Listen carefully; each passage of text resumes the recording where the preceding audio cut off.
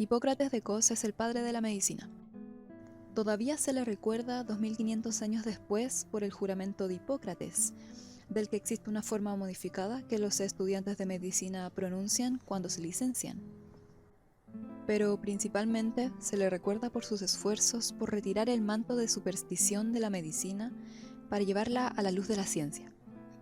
En un pasaje típico, Hipócrates escribió: «Los hombres creen que la epilepsia es divina, meramente porque no la pueden entender. Pero si llamasen divino a todo lo que no pueden entender, habría una infinidad de cosas divinas». En lugar de reconocer que somos ignorantes en muchas áreas, hemos tendido a decir cosas como que el universo está impregnado de lo inefable. Se asigna la responsabilidad de lo que todavía no entendemos a un Dios de lo ignorado. A medida que fue avanzando el conocimiento de la medicina a partir del siglo IV, cada vez era más lo que entendíamos y menos lo que teníamos que atribuir a la intervención divina, tanto en causas como en el tratamiento de la enfermedad. La muerte en el parto y la mortalidad infantil han disminuido, el tiempo de vida ha aumentado y la medicina ha mejorado la calidad de vida de millones de personas en todo el planeta. En el diagnóstico de la enfermedad, Hipócrates introdujo elementos del método científico. Exhortaba a la observación atenta y meticulosa. No dejéis nada a la suerte, controladlo todo. Combinad observaciones contradictorias, concedeos el tiempo suficiente. Antes de la invención del termómetro, hizo gráficas de las curvas de temperatura de muchas enfermedades. Recomendó a los médicos que, a partir de los síntomas del momento, intentaran predecir el pasado y el probable curso futuro de cada enfermedad. Daba gran importancia a la honestidad. Estaba dispuesto a admitir las limitaciones del conocimiento del médico.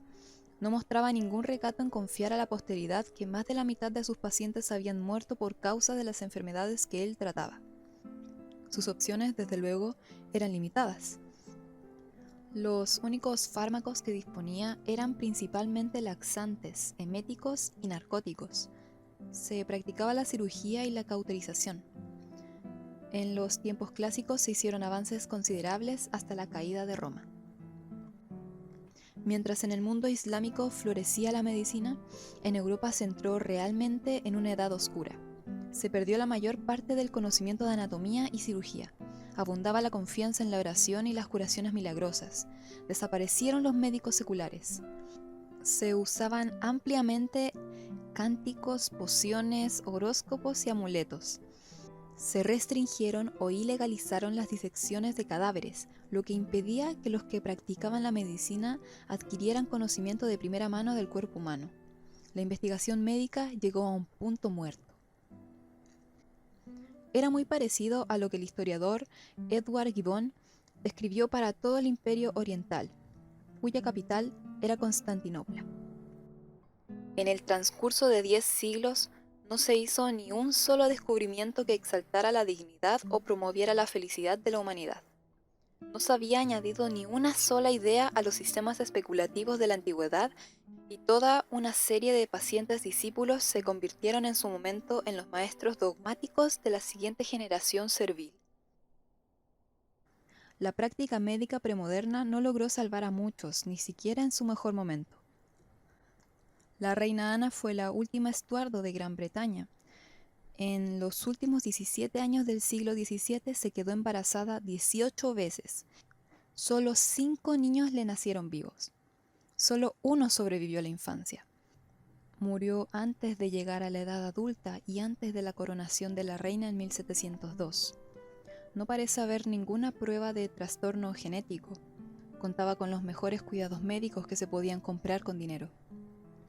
Las trágicas enfermedades que en otra época se llevaban un número incontable de bebés y niños se han ido reduciendo progresivamente y se curan gracias a la ciencia, por el descubrimiento del mundo de los microbios, por la idea de que médicos y comadronas se lavaran las manos y esterilizaran sus instrumentos.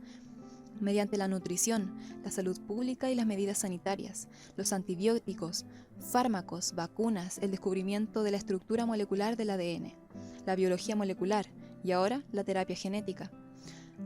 Al menos en el mundo desarrollado, los padres tienen muchas más posibilidades de ver alcanzar la madurez de sus hijos de las que tenía la heredera al trono de una de las naciones más poderosas de la Tierra a finales del siglo XVII. La viruela ha desaparecido del mundo.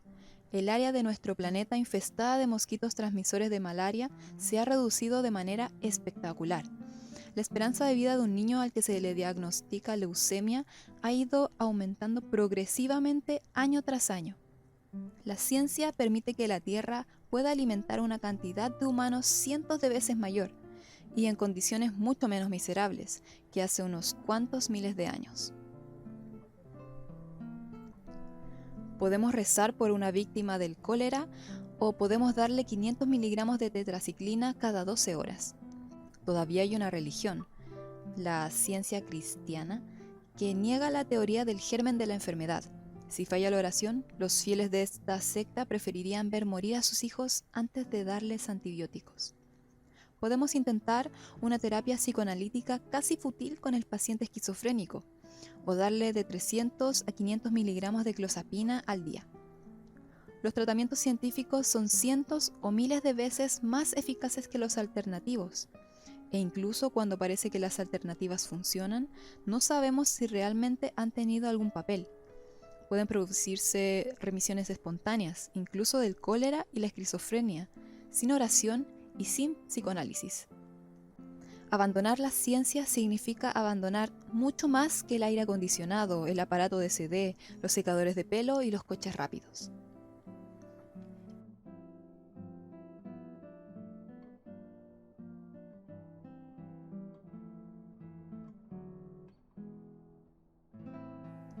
En la época preagrícola, de cazadores y recolectores, la expectativa de vida humana era de 20 a 30 años, la misma que en Europa occidental a finales de la época romana medieval. La media no ascendió a 40 años hasta alrededor del año 1870. Llegó a 50 en 1915, 60 en 1930, 70 en 1955 y hoy se acerca a 80. Un poco más para las mujeres, un poco menos para los hombres. El resto del mundo sigue los pasos del incremento europeo de la longevidad. ¿Cuál es la causa de esta transmisión humanitaria asombrosa sin precedentes? La teoría del germen como causante de la enfermedad, las medidas de salud pública, las medicinas y la tecnología médica. La longevidad quizás sea la mejor medida de la calidad de vida física. Si uno está muerto, no puede hacer nada para ser feliz. Es un ofrecimiento muy valioso de la ciencia a la humanidad, nada menos que el don de la vida. Pero los microorganismos se transforman, aparecen nuevas enfermedades que se extienden como el fuego. Hay una batalla constante entre medidas microbianas y contramedidas humanas. Nos ponemos a la altura de esta competición no solo diseñando nuevos fármacos y tratamientos, sino avanzando progresivamente con mayor profundidad en la comprensión de la naturaleza de la vida. Una investigación básica. Si queremos que el mundo escape de las temibles consecuencias del crecimiento de la población global y de los 10.000 o 12.000 millones de personas en el planeta a finales del siglo XXI, debemos inventar medios seguros y más eficientes de cultivar alimentos, con el consiguiente abastecimiento de semillas, riego, fertilizantes, pesticidas, sistemas de transporte y refrigeración. También se necesitarán métodos contraceptivos ampliamente disponibles y aceptables, pasos significativos hacia la igualdad política de las mujeres y mejoras en las condiciones de vida de los más pobres. ¿Cómo puede conseguirse todo eso sin ciencia y tecnología? Sé que la ciencia y la tecnología no son simples cornucopias que vierten dones al mundo. Los científicos no solo concibieron las armas nucleares, también agarraron a los líderes políticos por las solapas para que entendieran que su nación, cualquiera que está fuera, tenía que ser la primera en tenerlas. Luego fabricaron más de 60.000. Durante la Guerra Fría, los científicos de Estados Unidos, la Unión Soviética, China y otras naciones estaban dispuestos a exponer a sus compatriotas a la radiación, en la mayoría de los casos sin su consentimiento, con el fin de prepararse para la guerra nuclear. Los médicos de Tuskegee, Alabama, engañaron a un grupo de veteranos que creían recibir tratamiento médico para la sífilis, cuando en realidad servían de grupo de control sin tratamiento.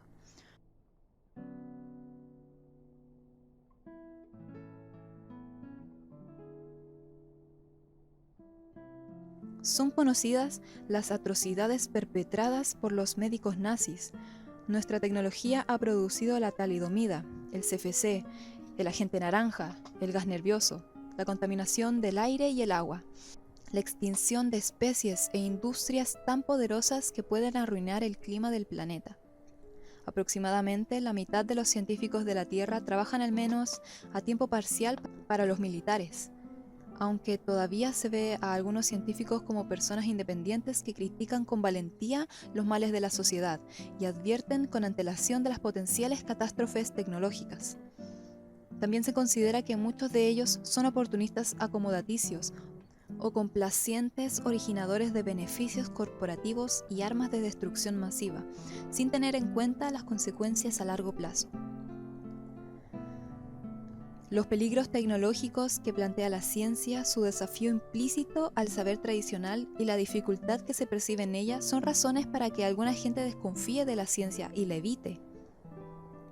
Hay una razón por la que la gente se pone nerviosa ante la ciencia y la tecnología, de modo que el mundo vive obcecado con la imagen del científico loco, desde los chiflados de bata blanca de los programas infantiles del sábado por la mañana y la plétora de tratos faustianos de la cultura popular, desde el epónimo Dr. Fausto en persona al Dr. Frankenstein, Dr. Strangelove y Jurassic Park.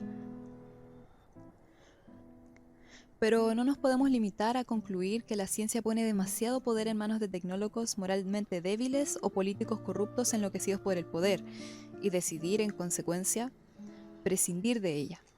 Los avances en medicina y agricultura han salvado muchas más vidas que las que se han perdido en todas las guerras de la historia. Los avances en transportes, comunicación y espectáculos han transformado y unificado al mundo. En las encuestas de opinión, la ciencia queda clasificada siempre entre las ocupaciones más admiradas y fiables, a pesar de los recelos. La espada de la ciencia es de doble filo. Su temible poder nos impone a todos, incluidos los políticos, pero desde luego especialmente a los científicos, una nueva responsabilidad. Más atención a las consecuencias a largo plazo de la tecnología, una perspectiva global y transgeneracional y un incentivo para evitar las llamadas fáciles al nacionalismo y al chauvinismo. El coste de los errores empieza a ser demasiado alto.